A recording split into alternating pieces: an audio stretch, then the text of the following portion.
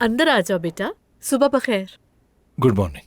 मैं आयजा को लेने के लिए आया था, अंदर नहीं आऊंगा, जाना है हमें। आयजा तो सुबह यास्मीन के घर चली गई। अच्छा, उसने मुझे तो कुछ नहीं बताया। मैंने फोन भी किया था कई बार उसको। इन दिनों वो कुछ उलझी हुई है शायद, इसी वजह से मैं भी उससे राब्ता नहीं कर पा रही। ये काम, मंगनी, जिम्मेदारियां सब थका देती है इंसान को। शायद वो मेरे साथ नहीं जाना चाहती थी, इसलिए यास्मीन के घर चली गई। ऐसे नहीं सोचो बेटा। मंगनी के बाद वो काफी बदल गई है। बस तुम एक हफ्ता और देख लो, मुझे यकीन है कि सब कुछ ठीक हो जाएगा बेटा। मुझ पर भरोसा रखो। और हाँ, कल का डिनर कैसा रहा? अच्छा था।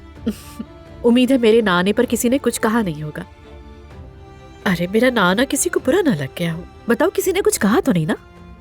नहीं, ऐसा बिल्कुल नहीं है, और वैसे भी मेरे सामने कोई ऐसी बात नहीं हुई। वैसे ठीक कह रहे हो तुम। अगर रुक जाते तो हम अच्छी सी कॉफी बनाकर पी लेते। नहीं, बहुत शुक्रिया आपका। खुदा हाफिज।